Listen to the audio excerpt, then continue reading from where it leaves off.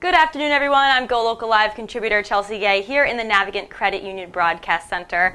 We're here to talk about our weekly segment of what is happening in Rhode Island. We've got an exciting lineup of 4 guests for you today. Our first being Dan Koppen from Cider Brewing Company. Thank you so much, Dan, for joining us. Having me. And for those who may recognize the face, yes, he did play for the Patriots.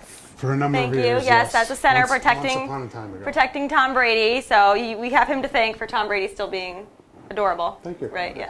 I'll take a little bit of that with them for 2 Super Bowls, correct? Yep. 2 Super Bowl wins, awesome, and now has settled down right in East Greenwich. Yep. So if you want to go stalk him, he lives in East Greenwich, Rhode Island now.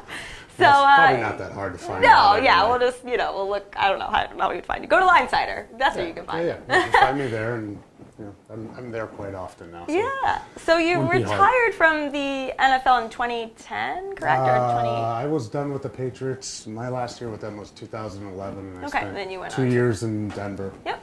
And so my last full year was 2013. Okay, and just sort of like the New England area, came back, settled down here, or was it I love the New England area. Right. I love Rhode Island. I love Massachusetts. I originally grew up in Pennsylvania. However, my wife is from Cranston. So everybody's from Cranston. It's the epicenter of the Yes, universe. my husband's really from Cranston. Is. He says everything they could ever want is in Cranston. I was like, good. Let's not have bigger dreams than Cranston. Garden City might as well be the capital. It is. Garden US, City is the capital of the United States. Yeah, don't say that, though, because you opened a brewery in East Greenwich. Well, it was close. It's about commute. Rhode Islanders also don't like to drive, so... So your commute is a good, 5 seconds now? 7 minutes. Oh, that's far. Yeah. No highways. I don't have to worry about traffic. It's perfect. Awesome. And so you, 4 years ago, settled down in East Greenwich. Kind of, where did the interest in brewing beer come from? After I retired from playing football, it was sort of something. My brother-in-law came home.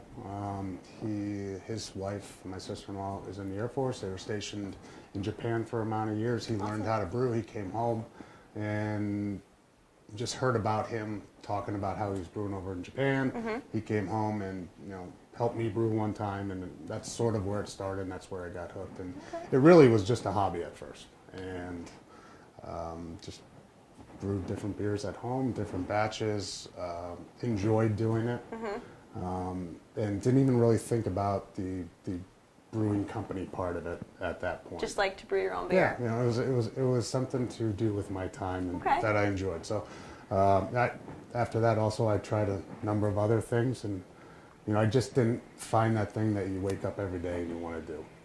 So I met my partner. Our kids go to school together, and he was looking for a career change. Also, he was a home brewer, and it was sort of one of those things like, hey, why don't we give this a shot? So, we've been working on it for about a year and a half, about a year and 3/4 now. And Black Friday, we opened to the public for the first time. So very stressful day, so you assume people want to come in and drink. Yeah, it was a stressful week, and it's I compare it kind of like the first game of the regular season. Yeah. In the NFL, you really don't know what you're going to expect. You got no film on the teams. You really don't know the players yet, what plays they're going to run, what defenses they're going to run, any special plays. So there was a lot of surprises or a lot of unexpectedness that day. Kind of going in blind a little bit. We went in blind. Yeah. But the first weekend was really, really well. Went really well, and went so well we sort of had to back off a little bit. You're going to run out of beer. That'd be the worst thing. You just open to the public. You just open to the public, and you don't want to run out of beer. So we're still young. We're 6 weeks into it this week. Well, I think will be our 7th weekend open, and we're still trying to find that balance on what we need. And so I want to go back to, you said your brother-in-law learned how to brew in Japan. Is that, they're known to be very disciplined and organized. Do they have a different method, or is it sort of similar than kind of what you've seen? No, I think he learned from an uncle. Oh, okay. And it was just sort of, he took it over there. He got the equipment that he needed, and I think the shipments of grain or whatever probably took a little bit longer to get to him over there. Probably. Just a little bit. So it's the same method, same process. And he just, Like I said, my sister-in-law was in the Air Force, so he had a lot of time on his hands too. Yep. So talk to me about scaling up. I mean, you were doing small batches at home. You were really enjoying this. How did you take it kind of large scale? Now you're brewing, gallons and gallons a year. I mean, it's different equipment. So the process is pretty much the same. And, I know the process. I'm not a chemist or anything by any stretch of the means. I'm not a brewmaster. We're just a couple of home brewers that really just took it on a larger scale. So really our recipes that we developed at home, we took it up to a 1:1 ratio and just really, all right, so we're brewing 5-gallon batches, let's multiply it out to a 300-gallon batch or whatever size we were brewing at that time. And, it's not necessarily the process or the recipe. It's more of this new equipment. Okay. We're on my back patio with a 15-gallon kettle, or in his kitchen, brewing on a stovetop. Now we're with this huge pieces of equipment and tanks and chillers and piping everywhere. It's a big deal. Yeah. It's kind of different. So I was I was nervous about it. Okay. My partner was he was an engineer, and he was made it work. He was more easy about it, but you need one that's calm, and so you don't want to mess up your first one, right? You don't want to mess it up. So we've learned a lot since the first one, and we're going to continue to learn with each batch that we do. Okay. And talk to me a little bit about the actual location. You're on Post Road, correct? Is it Post Road? South County Trail. Sorry, So you're on South County Trail. You've got a tasting room. Yep. And is that open right now for? It's open Fridays 2 to 8, Okay. Saturdays 12 to 5, and we'll be open on Sundays. We were open last Sunday. We'll be open on Sundays for sure throughout Super Bowl Sunday, 12 to 4, or when that first game's over. And you guys have been doing events pretty much since the moment you've opened, and lots of different partnerships.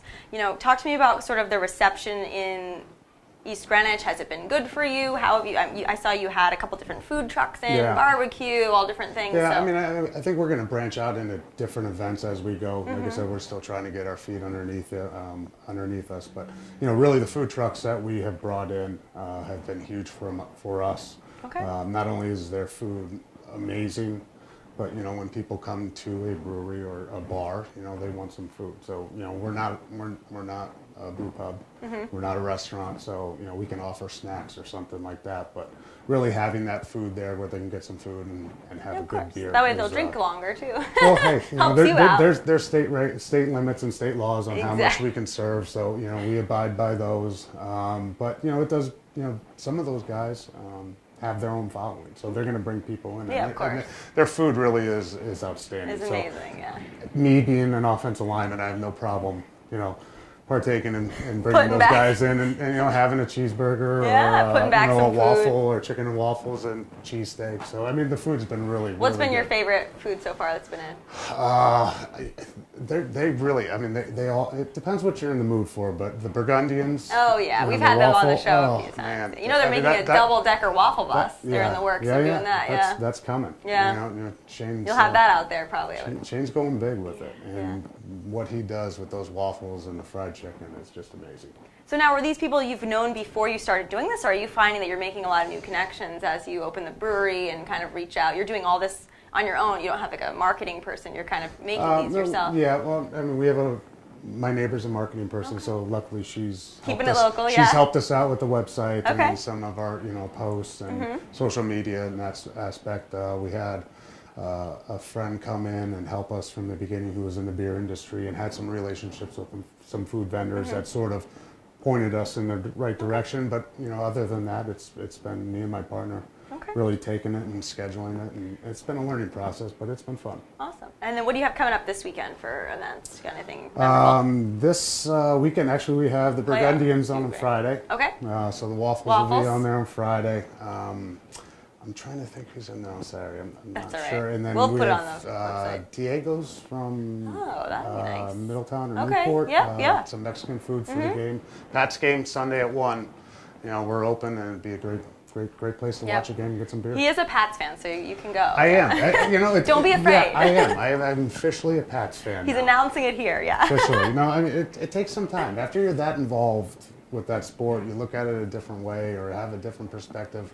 It took me a few years to get there, but and then I was on the TV with NBC Boston, Sports Boston for a number of years, and let's just do the beer thing, and let's just sit back and watch some football. Beer. Now you guys have 10 beers on tap right now, correct? We had 10 beers at the start of the weekend. Okay. We kicked 2 beers over the weekend, which was good. We replenished one, so we'll have 9 on tap this week. Okay, now to walk me through, you don't have to go through every single one, but kind of walk me through what your niche is for beers. I mean, is it you have a wide range, or you kind of focus? I think that's what we want to do. You know, I mean, the beer in the state and the other breweries in the state are just outstanding, out of this world, and I've had a bunch of them, and I enjoy their beers. You did some my research. Hey, someone's got to do it, and when you go into a business, you might as well learn all about it. Sounds like fun research, yeah. That's what my wife probably says. Hey, you got to go out there and you got to learn and how to do this stuff. So I mean, I think we want a tap room that's really open to everybody. We want families to come in. We want them to bring their kids. We have a nice big open space, which a lot of breweries don't really have. We open the tap room right into the brewery, so they're in the middle of the whole thing, which is kind of cool. And I think what we do with our beers is we want a wide range, so where, you know, if you're not a really big beer drinker, and my wife really isn't a big beer drinker, some of her friends aren't really beer drinkers, but I guarantee you on our menu you can probably find a beer that you're going to enjoy. So we're going to have a wide range and something for everybody. Okay, tough question. So the market of breweries, local breweries, is getting sort of full in Rhode Island, I would say. You know, there's some consolidation happening, some different takeovers.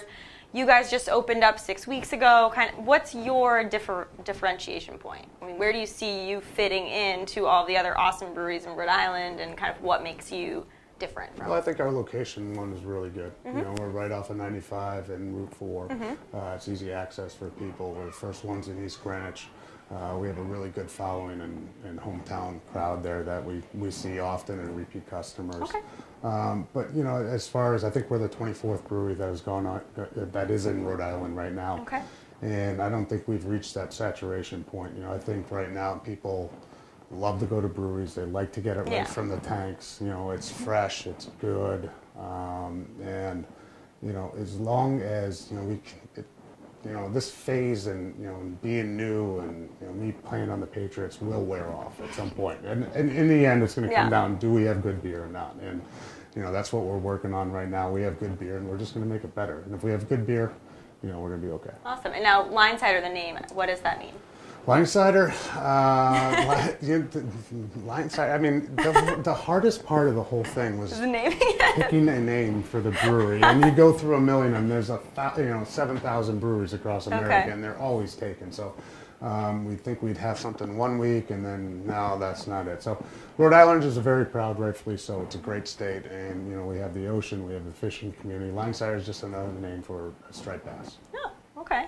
So, delicious. Yeah, hey, it's good eating just too. The beer's not fishy though. The beer. No. There's no bass in the beer. No. Just. And so, any ability to take home beer coming in the future, or yeah, we have. I mean, you can take out a case of beer. Oh, okay. You can with purchase you right it now. So we have glass howlers at the moment, Okay. which are 32 ounces. Yep. If someone brings in their growler or their howler, we'll fill them for them, and cans will be coming out very, very, very, very soon. Very soon. Very soon. Very soon. like- We're just waiting on one thing. Okay. Need some labels. To Labels. put on Yeah, them. that's tough. A lot of them have very intricate designs. I mean, we've had some breweries in here that have some crazy. And I awesome mean, yeah, labels. I tell you what. I mean, You should just put it on in Times New Roman font. Like, here's your beer. Like, whatever it is.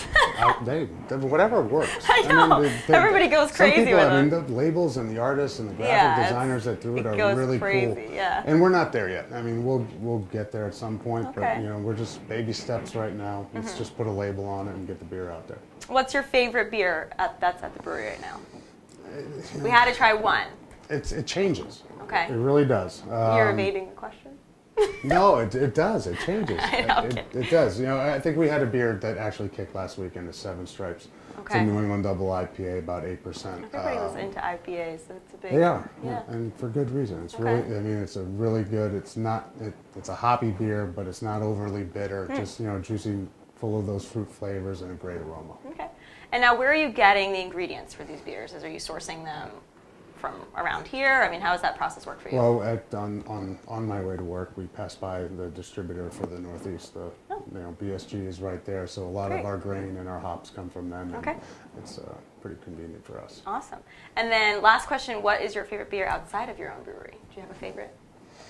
The derivative series from Proclamation. Oh, okay. I mean, you great. could throw the Mosaic, the Galaxy in there, the Citra, the Vic Secret. I think that series that they got is They have well-named really good. beers, too. Yeah, Very they do. They interesting do a great names. job. Dave and Josh, they do a great job. They're down good. there. Well, Dan, thank you so much for joining us. Chelsea, It seems thank like you. this Thank is you going for to having be me. a great success, and you're a great community man. So we thank you for coming in and spending time with us. We know you're probably really busy. Got to get back to brewing some beer so it doesn't kick this weekend. You know, you've got a big weekend ahead. We'll so make more. yeah, so go Pats this problem. weekend. Absolutely. Check out the game at Cider Brewing, South County Trail.